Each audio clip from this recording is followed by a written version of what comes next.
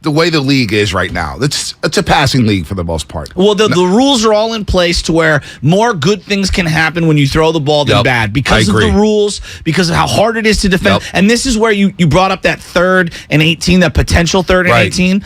The only thing in my mind that would scare me off from accepting that penalty is the 5-yard bump down the line, because that happens a lot on a 3rd and forever. Automatic first down, and now I breathe life into Russell Wilson. So, for example, in that certain circumstance, I defend Kyle in the sense that I hate those 3rd and longs when you give them another opportunity, because there's always some little hands to the face down the field, and I hate that call. Here's how I'm thinking it, though. I'm feeling at that situation, boy, the D-line is humming. Yeah. D-line is getting after Russell Wilson. They have no rhythm whatsoever in Denver.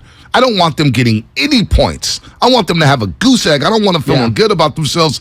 Let's push them back and make them do something they're very uncomfortable with. So I didn't like the decision. And it's something we didn't talk about really yesterday because we're all angry and up in arms. But we're feeling emotional about this team because they have a really good team. But I'm looking at the head coach now. Now, this is where things get interesting. In the passing league, you look at pass attempts, and everybody's to say, well, the Niners run the ball. That's what gets them going. The one time they were in the top 5 in pass attempts was in 2017. Where they're behind all those football games, right? They were number 2 in the league in pass attempts. Well, he had his guy. Brian Hoyer. Brian Hoyer. Look at this. 2018, they were 20th in the league in pass attempts. 2019, 29th in the league in pass attempts. 16 in 2020, 29th last year, and so far this year, 29th. You got to be able to throw the ball at some point. Passing yards, real quick. 9th, 15th, 13th, 12th, and now they're 29th so far to start this season. So middle of the pack, really. What that tells you with the 12, 13, with the lack of attempts, it tells you they're getting the chunk pass plays, right? The big ones down, the yak bros, I will say, because you're not throwing the ball down the field with Jimmy Garoppolo, but you're getting a lot of yards after the catch. So, look, maybe some people aren't focused on that, but here's the other thing. One more thing, Shasky. No, I'm long-winded here. No, I love it. Points. Yeah. They're 28th in 2017. See, this is the biggest one for me, points. Points per game under Kyle Shanahan. 28th, 13th, 21st, 2nd, 21st, and 20th. The one outlier, 2019. When they were awesome. Well, so 20th, 21st, 2nd, and then 21st, 13th, and now 28th. So I think that we can all understand that the measurements in football are hard. The margins to win are razor thin. Right. Okay? I can't say this enough to people. Everyone goes, last year you went to the NFC Championship game. You were on the brink of the Super Bowl. You almost didn't make the playoffs also. You're down 17-3. You were down 17-3 at the half. Both are true statements. You made the playoffs by the skin of your teeth here. All right? I look at that 2019 season. From start to finish, they were pretty dominant. That was a pretty dominant 2019, season. You got to give. I give everything. They did a great job, both offensive, defensive, quarterback play, running the ball with a little bit of everybody. Because I believe 2 different guys had the same amount of carries to lead them as a team. They were outstanding, top to bottom. Last year, a little wonky. It got where we wanted it to go. You get tons of credit for that. Here's where I struggle with trying to figure out who's good, who's not from the coaching. Just because you get to the NFC Championship game, does that mean you're really, really, really good as a coach? Do you have to win a Super Bowl to be a great coach? Mike McCarthy's got a Super Bowl. I don't think he's great. No, he's not. I mean, he won with his backup last night, and I thought that was nice for them, but I don't think he's great, and he's won a Super Bowl. So is the measurement only you have to win a Super Bowl? I thought Harbaugh was great. Right. But he didn't win a Super Bowl. Do you think Brian Billick is great? No. And he's got a Super Bowl. And that's what I'm saying. So John Gruden?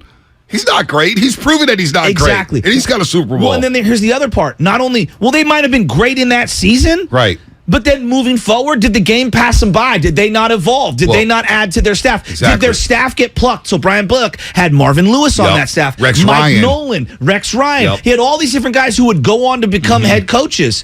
So I guess the question that I'm asking this morning when it comes to Shanahan, where's he at right now? So he's got a lot of roster turnover. Just last year. Think about all the departures. Mike McDaniel. It's a big one. Richard Hightower, special teams coach. I think we all, Scangarello. whatever. But John Embry, he was the assistant head coach and tight ends coach. He was not retained. He later joined McDaniels down in Miami. There you go. Wes Welker, wide receiver coach, now in Miami. Butch Berry was the assistant offensive line coach. He's now in Denver, coaching the Broncos offensive line. The assistant offensive line coach, Zach Yenser, he went to Kentucky. So they've lost a lot of coaches. Scangarello, who you brought up. And then Bobby Turner is not with the team now, his longtime running back coach. But here's the other thing. Here's the other thing under a head coach that I look at. Penalties, takeaways, giveaways. The Niners, under Kyle Shanahan, 2017, they were 28th in takeaways and giveaways. 2018, last in the league in takeaways, giveaways. Now we get it. Garoppolo got hurt in week 3. Mullins and Better played. 2019, the outlier, they were 10th in the league. Even though that they were the best team in the league, they were 10th in the league in takeaways, giveaways. The year after, 2020, 30th in the league. Last year, they were 22nd in the league in takeaways, giveaways. Now, then you go to penalties. Penalties. Is your team disciplined enough? 29th, 20th, 9th, 15th, 17th. They've been in the bottom half of the league in takeaways, giveaways, and penalties. Is that a reflection of the head coach or the players playing a disciplined football? The discipline, I believe, goes back to the head coach. Here's where I question, and this goes right back to the Shanahan thing. I think he's really good. But then I come back to this same equation. How much of this is he's propping up the quarterback? How much of this is he doesn't have one of the elite quarterbacks? Right. I don't even know the answer to this, B. I don't know the answer to this because do I think that Jimmy Garoppolo is a good quarterback? Mm-hmm. I think he's average, slightly above average on his best days, right? He's a B minus, right, in terms of a quarterback. Yep. That's the way and I'm not knocking him. I'm just saying, like, I don't think he's one of the A minus is like a Herbert, you know what I'm saying? Like in terms of prospect. A plus is your Josh Allen, your Patrick Mahomes, right? There's only a couple of those. I think he's in that B minus zone, right? On his good days. A game like the other day, that's like a D. I mean, that's a D version of Jimmy Garoppolo. What would Kyle look like with an A minus quarterback? I don't know. So I don't know either. He's had chances to get A minus quarterbacks. I do know this. He has. His takeovers and his giveaways, I think that ratio would look a hell of a lot better if he had a guy who protected the ball better, right? Like, that's not Jimmy Garoppolo's strength. So I guess where I'm going at is I have the same question that I have today as 2017. What are we doing at quarterback? Yeah, but again, isn't that on Kyle? At some level, at the end of the day on Kyle? He has to take some accountability. Because he has told us that he doesn't trust Jimmy like that. He told us that in Super Bowl 54. He kind of told us that in the NFC Championship game, even though I agree with the game plan. He told us that he doesn't trust Jimmy Garoppolo with his actions. So now, we're now in 2022. And we're about to go into year 7. So if there's any reason to stick with the 49ers and watch, because the season may spiral. I have my thoughts on that. Well, Trent Williams, they can win this week and they be can right win back this week. But listen, Trent Williams is out 4 to 6 weeks. Azeez Al-Shaair is going to be out for 2 months.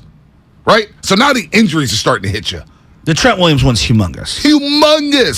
Humongous. You don't have Elijah Mitchell. I don't know what's up with Danny Gray. I don't know what's up with the other wide receivers. Can you get some explosives down the field? Where's George Kittle at? Yeah. This season may go awry. But then Niner fan may say, why should I watch? I think we need to watch how Shanahan manages these games moving forward and whether or not he is the solution long term. I'm not saying fire him. Because another thing, though, I noticed, and I want to bring this up on the other side. 7 years, and you still don't have a quarterback.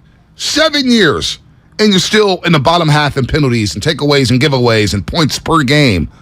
You're supposed to be the offensive coach, and it looks like you're behind the times. You know what I'm saying? You're behind the times when it comes to offensive football. But what's so funny is you say that, and I agree with it because I'm watching. Like, it looks so bad, and then all the all-22 people come up and they go, "Plays are out there. There's a ton of plays to be had, and Jimmy Garoppolo can't hit them." But so we then knew Jimmy couldn't hit him, though. I know. We know Jimmy can't hit him. So then I guess my question is play design and all this stuff. We think he's really good.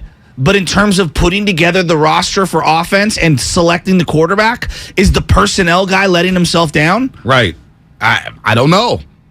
We didn't see this. Some people want to see this playbook with Trey Lance yesterday or Sunday night. Well, I did, yeah. And the playbook with Trey Lance looked completely different than what we saw Sunday night against the Denver Broncos. I would love to just inject some truth serum into Kyle Shanahan and go, dude, if you would have just got Brady, wouldn't things be just a hell of a lot easier on your plate? Wouldn't you just want to just scheme it up? Like, I mean, really? Like, if you had just gotten Brady, wouldn't all of this just been all been moot? Wouldn't you have one Super Bowl? I mean, I know Super Bowls are hard to get, but come on. Maybe. All the things we're questioning, you just give them. And I'm sure every fired coach, it's like going to prison. Every guy in prison thinks they're innocent. Every fired coach is like, if you had just given me Brady, but you literally had an opportunity to get him.